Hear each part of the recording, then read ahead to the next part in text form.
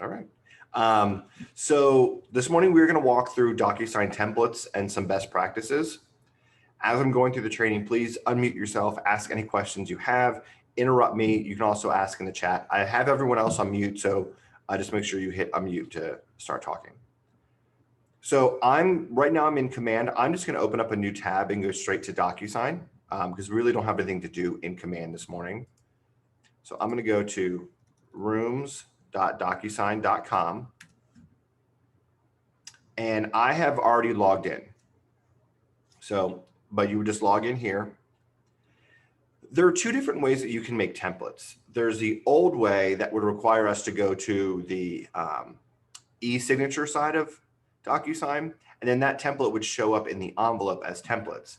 But recently they've made an update that we can have static templates, which we're going to walk through this morning. And that's really, I think, what the templates that most agents are asking for, being able to automatically have all of the fields pre-populate that are going to be the same across every single form or every single time you use a form. And then you still have the ability to edit that form in the room versus in the envelope. So to get started making the static forms, I'm going to click on My Docs up here at the top. And then we have these three different tabs: Personal, Forms, and Form Templates. I'm going to click Form Templates. I created this one earlier today. So I'm going to go ahead and I'm going to create a new form template. So I'm going to click Create Form Template. And from here, it's going to give us a list of our libraries or our groups, but we don't have any groups for First Atlanta. So I'm going to select the library of Georgia Association of Realtors.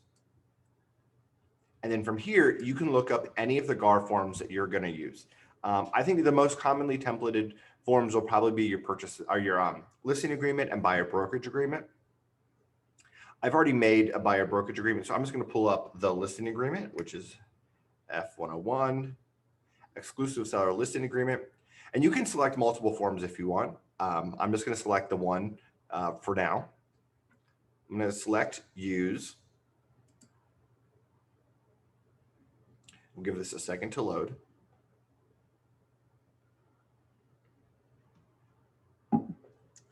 Now, before we do anything on the form, I recommend that we rename this form. So up here in the top left-hand corner, it gives us the ability to rename with the pencil icon. And I want to name it something so I can tell it this is my document or my template. So I'm going to name it NK template. And I'm going to update this to 2021. Just so I know that it's a 2021 GAR forms, and I'm going to save that name. So make sure you name it something you can keep track of, but also something that is not going to confuse you when working with the actual GAR forms. And then from here, we'll just go through and fill in all of the information on this listing agreement that is going to remain constant across every single listing agreement that we are going to use. So you can see up here for the property information, that's always going to change. So I'm going to leave that as is. Legal description, I'm going to leave that blank.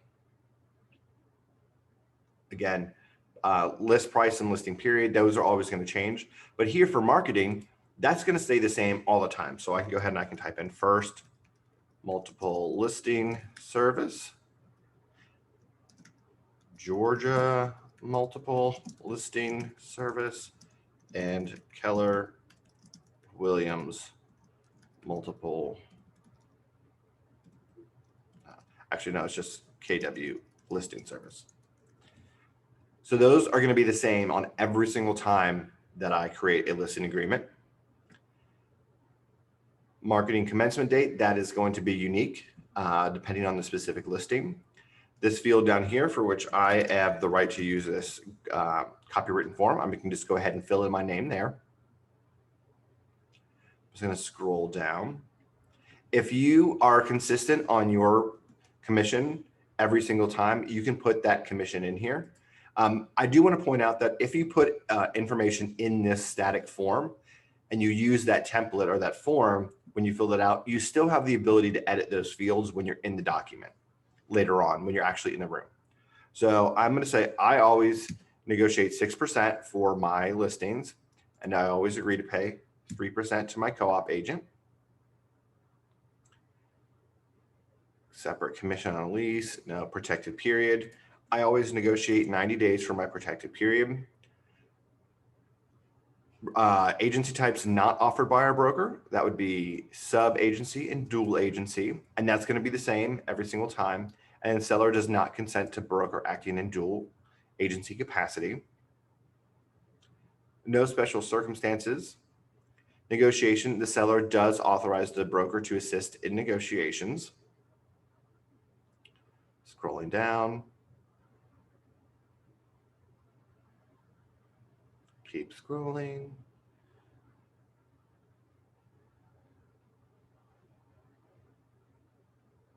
All right, so now we'll get to the brochures.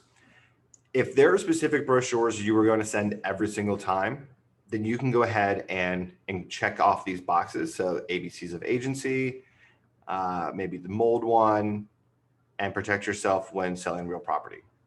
And again, you could edit these later on, but if you know that these are going to be the 3 you send every single time, include those here. The next are exhibits and addenda. So if you have something you're going to include here, if you include the legal description on every single listing agreement, you can go ahead and select that and make that exhibit A. If not, I'm going to leave that blank because sometimes I have, if I can find it, I'll use it. But if not, I just use the deed booking page. And then we have our stipulations. So if there are stipulations that you use on every single listing agreement, this is where you would type those in. So I'm going to just go ahead and type in my first stipulation. I use this on every listing agreement. Here is my second stipulation. Making sure the seller knows exactly what is expected. Another step here. More steps. So you can see, just go in and type in the stipulation. If you have these already, maybe in like an Excel document or a Word document, you can go ahead and paste those here. If you have more stipulations than fit in the space, then you could add the additional stipulations page. And then you could also make that a form template as well.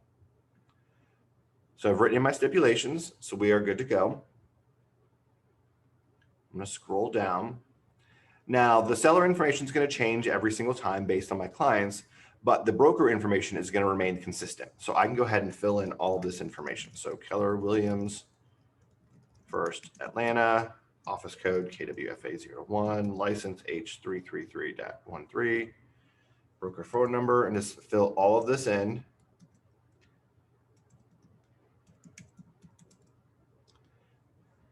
Mailing address, so we are 200 Glen Bridge Point Parkway, Suite 100. And I'm just tabbing through the fields, which is why they're kind of going all over the place. 30342.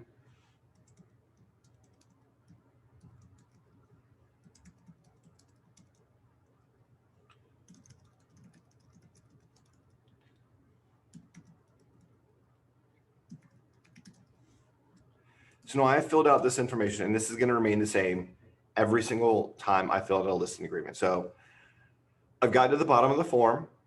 So I'm going to click Save and Close. And now it has saved my form template.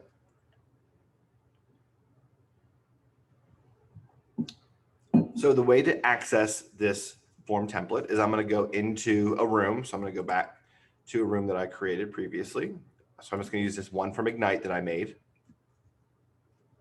Come over here to Documents. I'm going to add my listing agreement. So I'm going to come to my DocuSign Forms. Come over to GAR Association. I'm going to search F101. I'm going to select this form. And then now you'll notice as soon as I select it, it gives me the ability to fill in information from a template. And it's going to show me my 2021 exclusive seller listing agreement F101 NK template.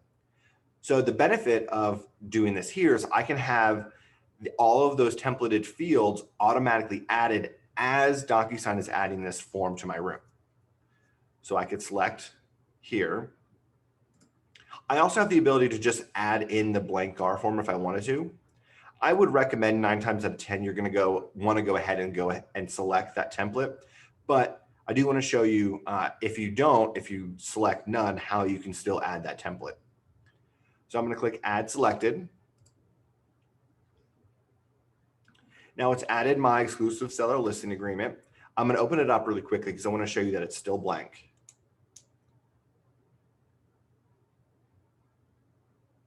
See, there's no information here, nothing. I'm going to scroll all the way to the bottom.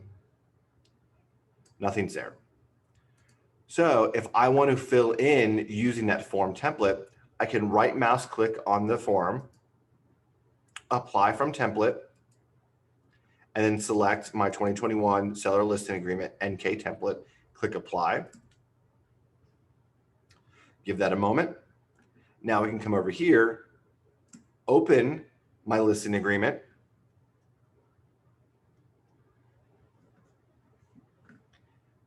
And as I start to scroll down, all of these fields are already filled in with the information that I added in the My Docs tab. Now you see here, let's say I went ahead and I negotiated 6%, or I always 6%, but for whatever reason on this transaction, I've accepted a 5% commission. So I can change this to 5. Even though it was filled in with that template of 6, I can change that here. I could also change, any of this information down here.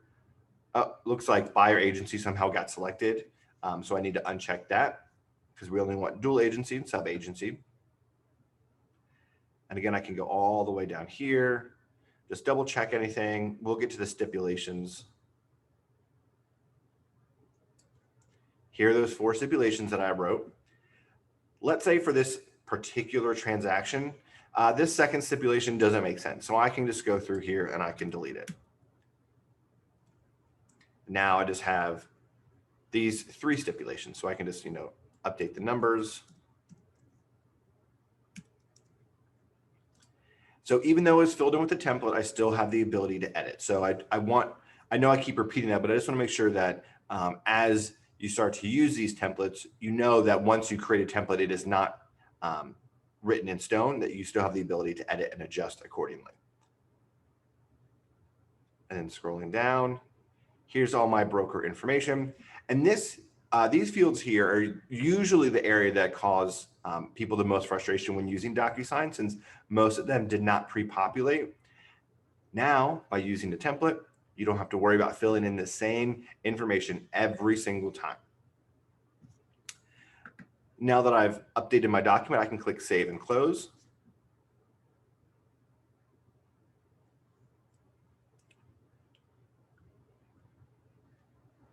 I'm going to reopen it because I want to show you that it still saved the changes that I had made. Just scroll through here. Yep, so the buyer agency is unchecked there. Scrolling down to the stipulations. And there we have just our 3 stipulations, and everything else is good to go. Let me check the commission. Yep, so I updated the commission to 5 and 3. So it is that simple to create a form template. What questions do you have on form templates?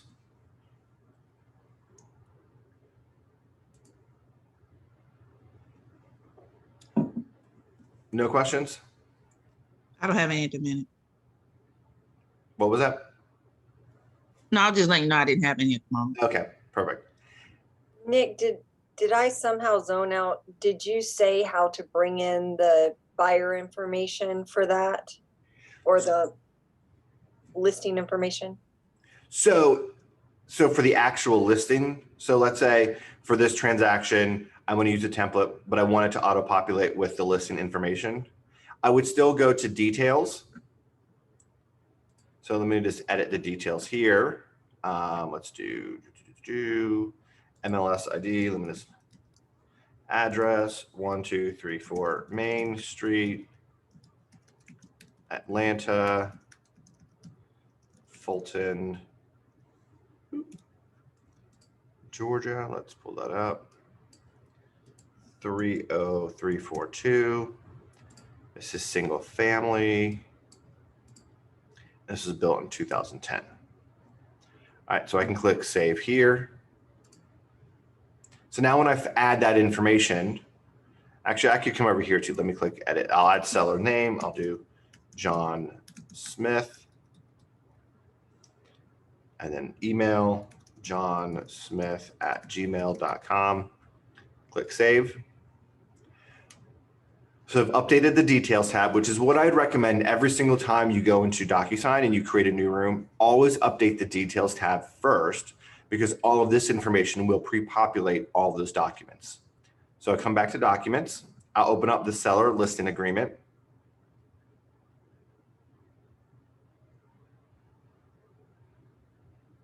And now all those fields have the information about that listing that were pulled in from the details page. And then I could just come in here and fill in, the actual listing information. Commencement, we'll do this 5/24/2021, and this will go through, let's do 11/24/2020.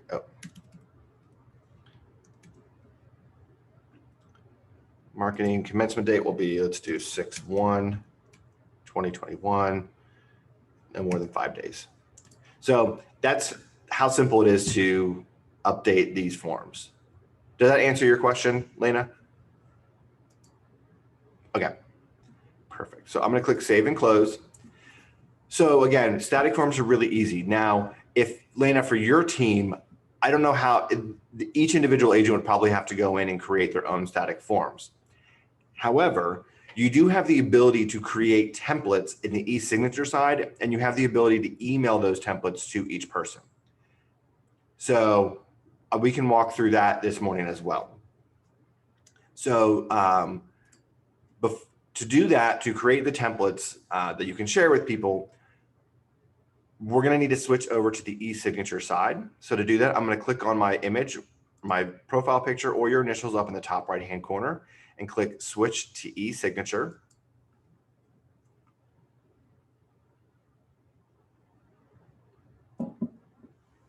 And then at the very top, I'm going to go to templates. And here's a few. Let me just delete these really quickly from previous trainings. Delete. Perfect.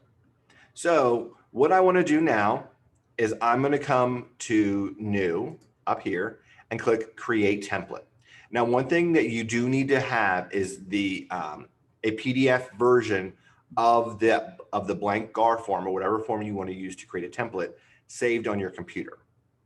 You cannot pull a GAR form directly from the room side into the e-signature side. So I'm going to click create template. I'm going to give this template a name. So I'm going to name this, I think we have, which forms do I have? Let me check my computer really quickly. Training.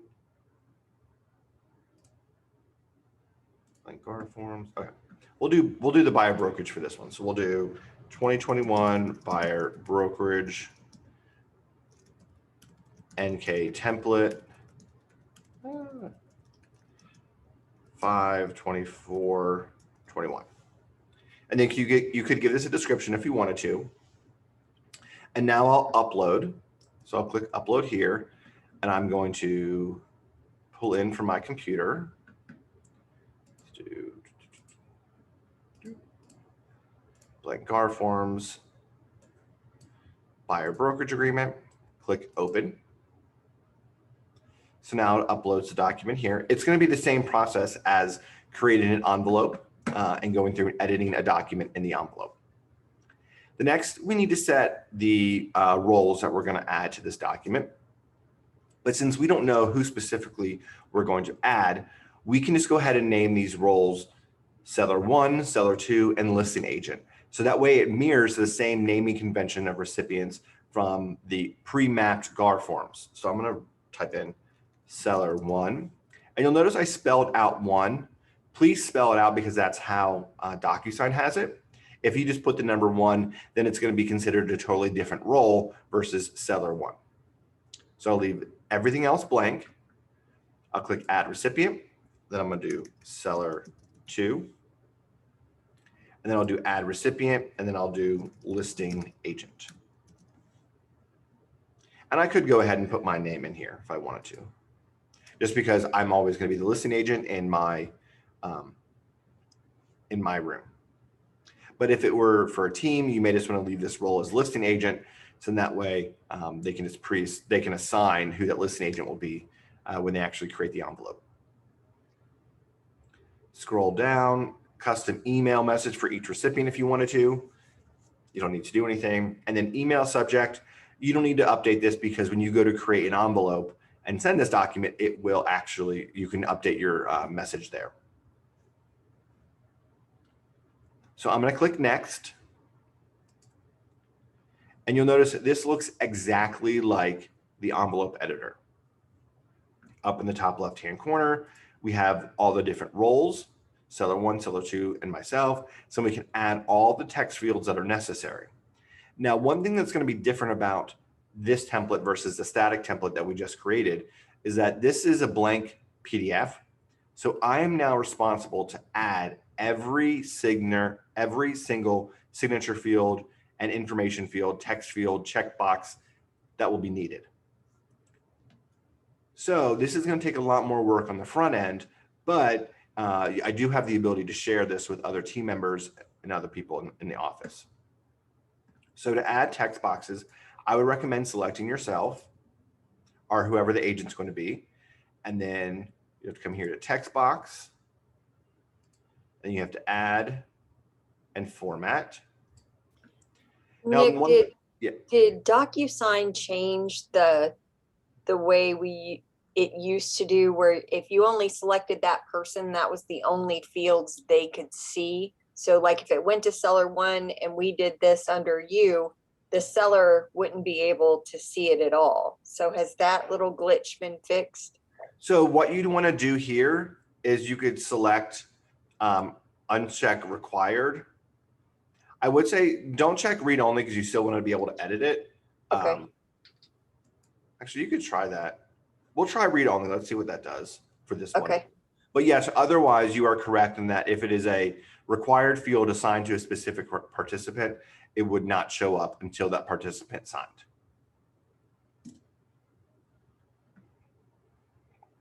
Another thing I really like about DocuSign is that once you format a text box, you can just right mouse click, copy and paste. And then I can just move that little text box. And then I can add in another little text box. We can just copy paste.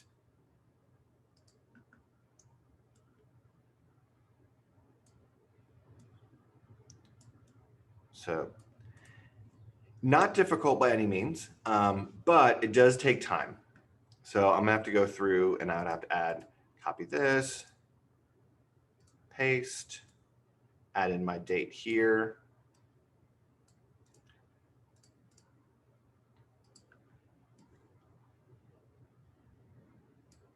Format this to fit. And then we can add a checkbox here. So go ahead, checkbox, independent contractor. We can double check it if we want to go ahead and check it, knowing that's going to be the same every single time. Add another checkbox here for sub agency and dual agency.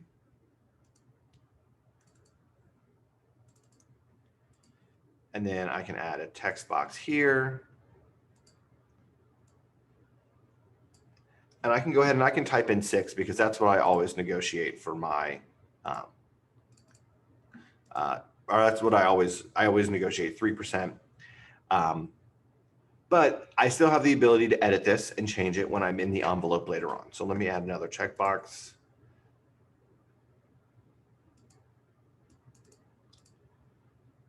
So I don't want to go through here and add every single box, but you get the idea that this is going to require a lot more work on the front end and some patience to go through and basically redo all of these GAR forms. So that way you can manage all the text fields and the information that goes in them.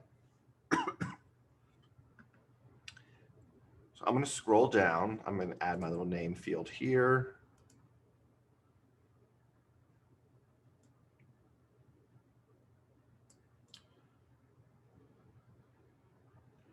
And scroll.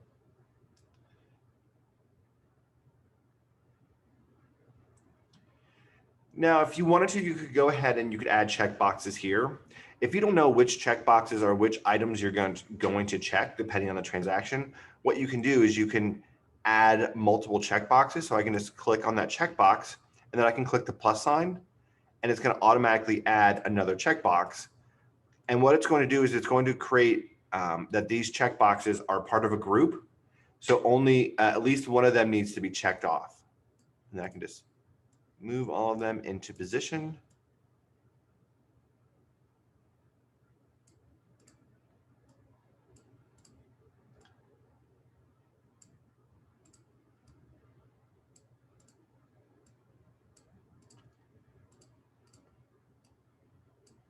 So now it's a group.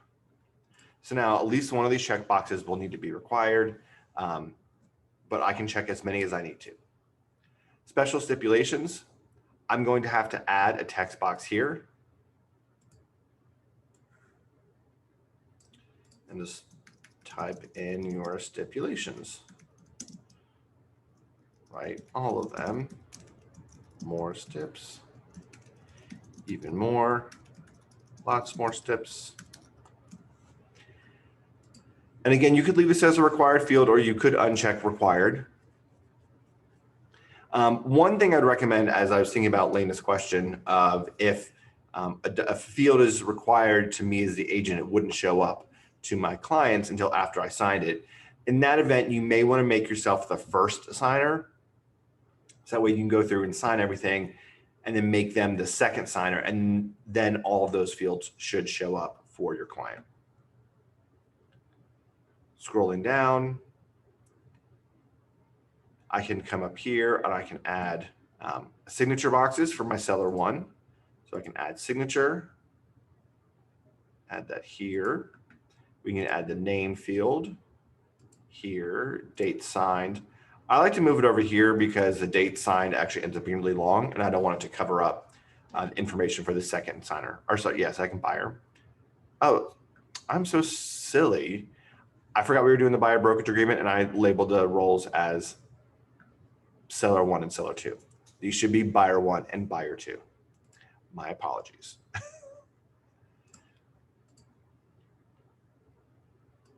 So just do the same thing for buyer slash seller two.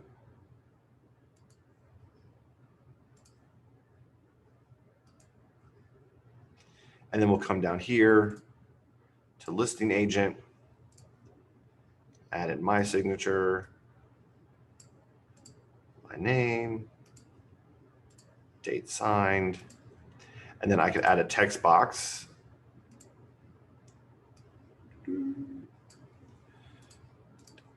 Copy this,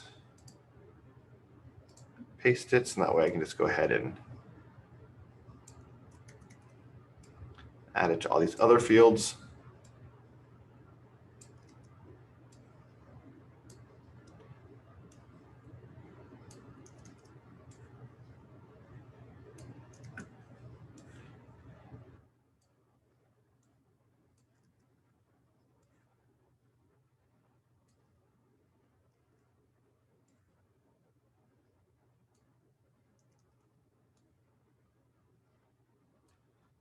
Almost done, I promise.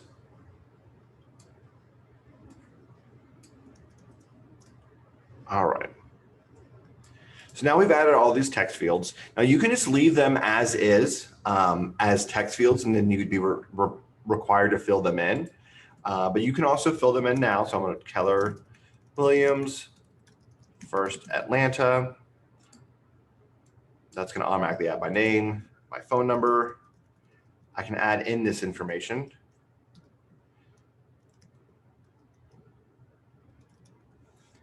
And then I can also leave it blank. So I'm just going to leave it as is for now. So now we've gone through, we've added all of those text fields for the entire document. We filled some of them in for the information that's going to be the same. And I'm going to click Save and Close. I wonder if I can edit this. Let's try to edit. Let's do that. See, let's come over here. Let's rename this to Buyer 1, and then we'll do Buyer 2, and then next. Hopefully, let's go all the way to the bottom. Perfect. It adjusted everything for instead of say buyer instead of seller. So I'm just going to click Save and Close. Now I have my new template. Now I want to use the template. In order to use this template, you have to create an envelope. So I'm going to go back to the room side of DocuSign.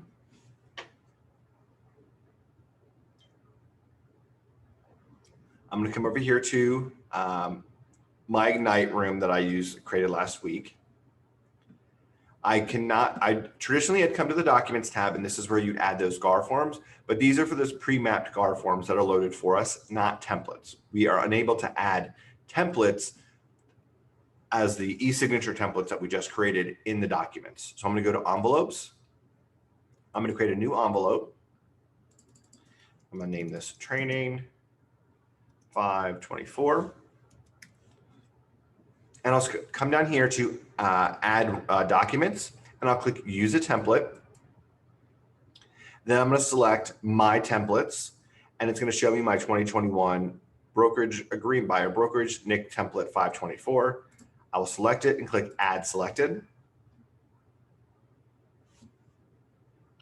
Perfect. And then let's say I wanted to add some of the rooms from my Documents tab, some of the documents from my Documents tab. I can do that here. I can just I'll just add this purchase and sale one and click Add Selected.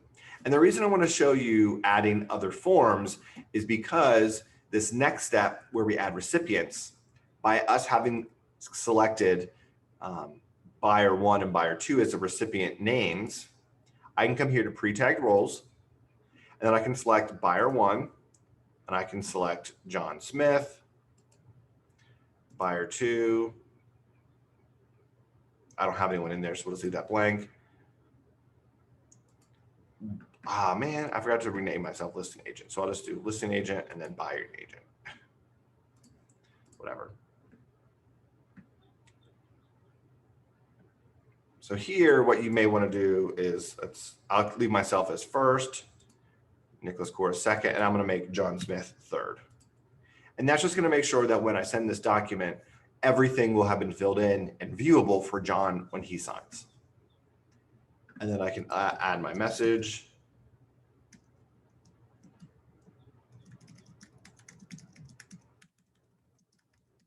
And we're good to go. Now I'm going to click Next.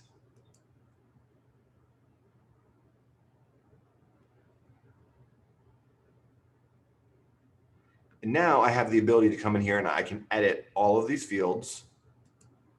So I can add in John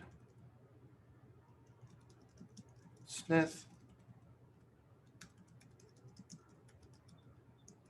Keller Williams, First Atlanta, which could have already been in there, 5/24/21.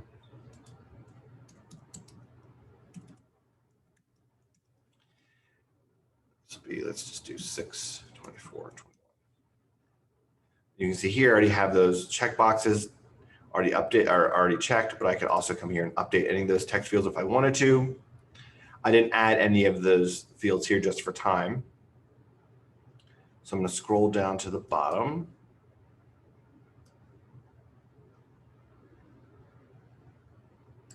And I can come here and I can check all the boxes that I need.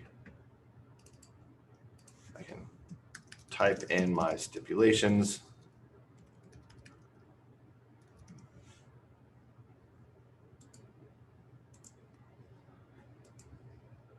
There we go.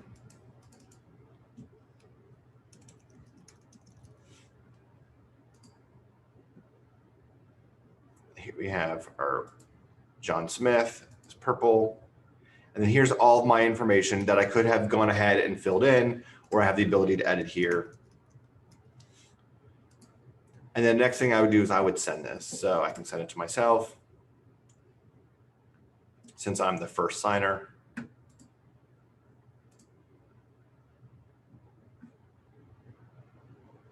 Let's give this a second to load so you can see what it's like.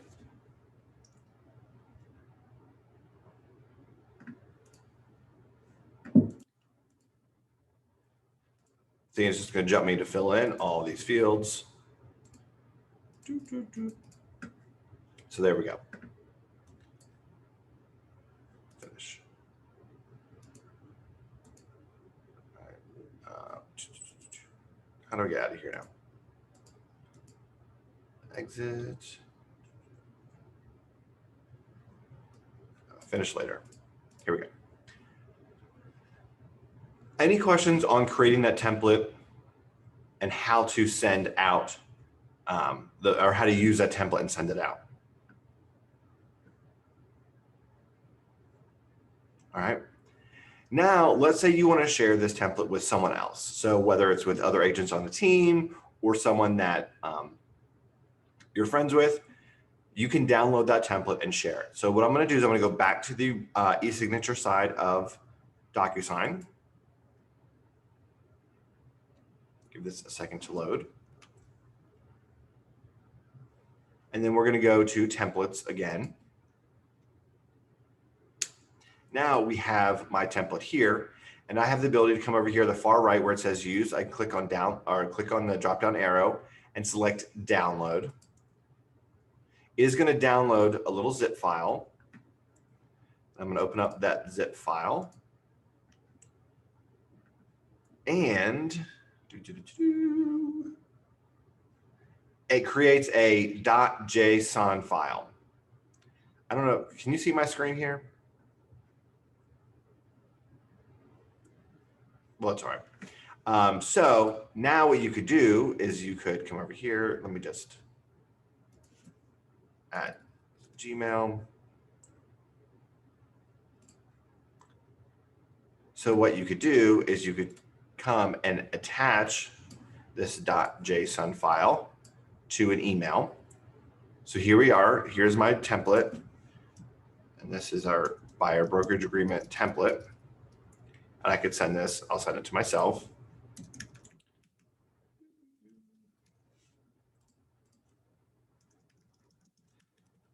Here is the BBA template. I've attached it here and click send. So then the person could just download this .json file. So just download it. There we go. It's that simple. So I'm going to come back into back into DocuSign. And I would come up here to create new template, upload template. Go to my downloads. I'm going to upload my buyer brokerage 524 template. Click open. And there we go. So now it's added. I'm going to rename this just so we can, let's edit. I'm going to rename this to uploaded. We'll do next. Save and close. So now I have my two different templates here. So that's how easy it is for you to create a template and share it with other agents. So if you were going to share it with other agents on your team, you'd want to go in and fill in all the information that's going to be specific to the office or to that team, and then allow all the other fields about that specific agent be editable or auto-filled based on the pre-tagged role. What questions are there about creating templates like this? None? All right. Well, if there aren't any other questions, we'll kind of go into some best practices. So to do that, I'm going to go back into Rooms. So I'm going to switch to Rooms.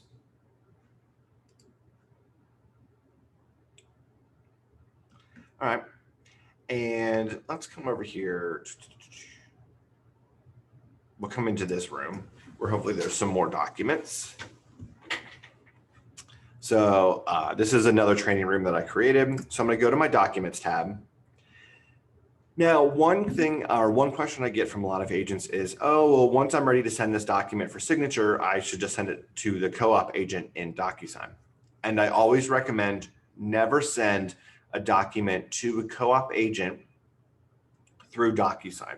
And the reason that is because the way DocuSign works is that if you add someone as a signer, the system will not recognize that document as having been completed until all signers finish. The likelihood is that unless you are at the very end of negotiations and your co-op agent is like, yes, I'll sign this, we're good to go. The likelihood is that that co-op agent is not going to sign the document because they're going to negotiate with you, which is fine.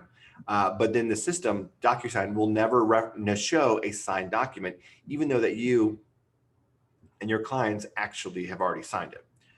So what I would recommend doing is downloading that document to your computer or those documents. So I'm going to come over here and I'm going to get my signed document. So where's my purchase and sale agreement? Perfect. So I'm going to select my purchase and sale agreement, and then I would download it. Download here. I'd come back into my email. I would compose, and then I would drag that PDF into that email and send this to the co-op agent. Say, attaches the offer, please review and sign. Pretty simple.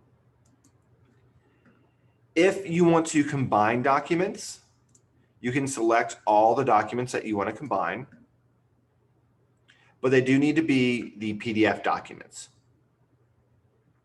So I can combine this, the red PDFs or the green check mark that say signed. So just add all these.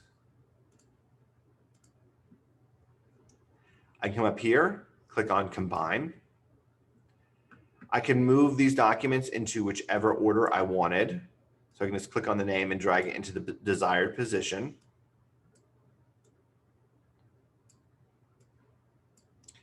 And then I can give this a new name.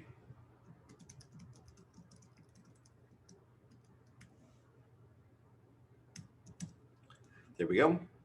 Click save. Oh. 05, 24, 21.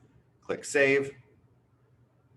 The page will reload, and down in my Room Docs folder, there would be a new document. And this is going to have all of the signed documents and PDFs together as one. You can see we have 39 pages on this document, so it's pretty long. I also have the ability, I can download this, so I can download it. So if you have a co-op agent, when you're writing an offer that says we would like every single offer to be, or all the documents to be as one single PDF for this offer, you can now just download this and then again send this off in an email, not through DocuSign. If you receive a document from a co-op agent or from somewhere else that has a bunch of documents combined into one, you do have the ability to split those up into multiple documents within DocuSign. To do that, upload the document to your computer, or upload the document from your computer, and then open it up in the DocuSign room. And then there's this item here in the document actions that says split. You can click on split.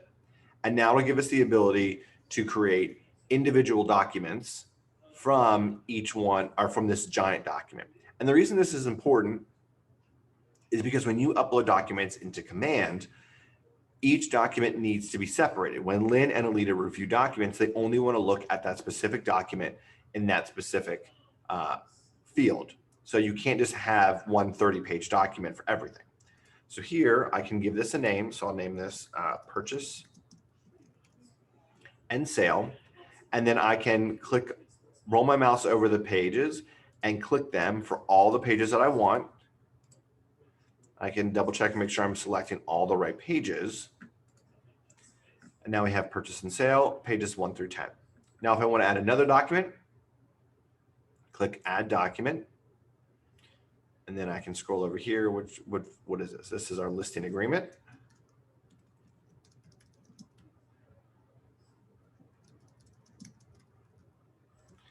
And I can select these pages.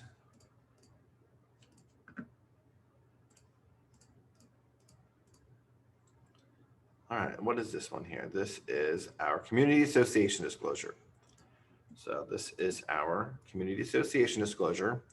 And in addition to actually clicking on and selecting all the pages, what you can do is you can type in the actual page number. So I can type in page 28 through 30, and it highlights it and lets me know those are the pages of the document. And there we go. Excuse me. Once you've gone through and created all of your individual documents that you want, you can click Save.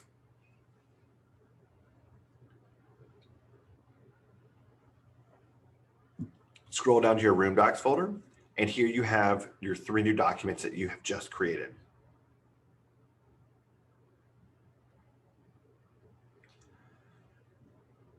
Another thing I would, another best practice is understanding when to archive documents. In DocuSign, all of these blue forms that have the icon of the blue form in the bottom right-hand corner, I do not recommend archiving any of those documents. And the reason is once you add that document to your room, you use the same form template every single time you need to make an update. So let's say we'll come down to purchase and sale because that probably makes the most sense. So let's say we create this purchase and sale. I'm going to open it up. And this is probably for, let's do 1, 2, 3, 4 Main Street. So we have our purchase and sale.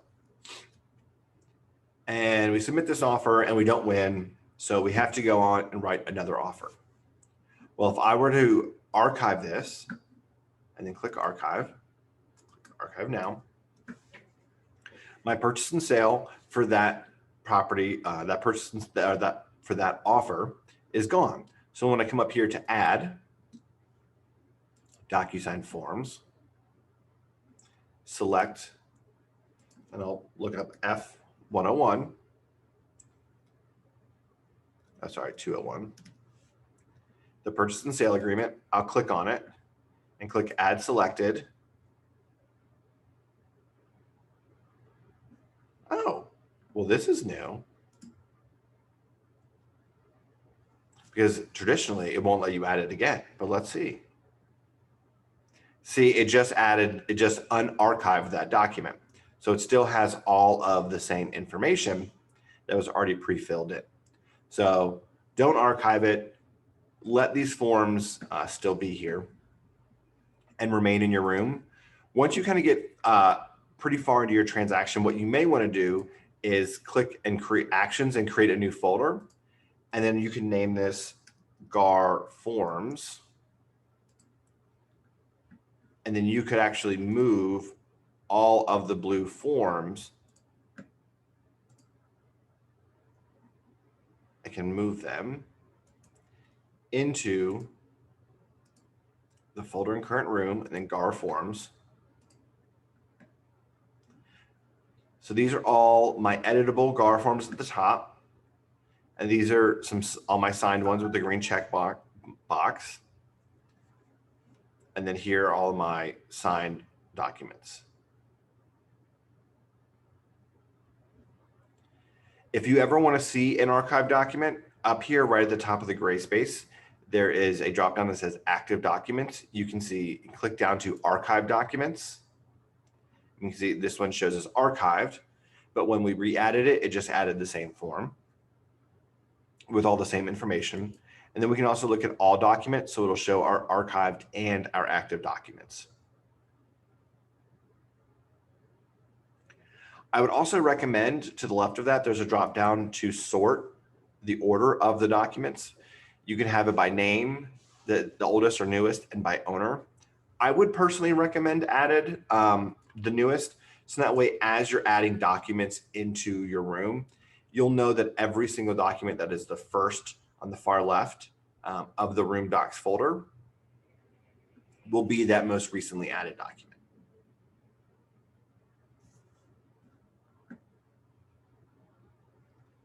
What questions do you have on anything that we've talked through this morning? What can I clarify for you? Anything that I missed that you thought I would talk through this morning?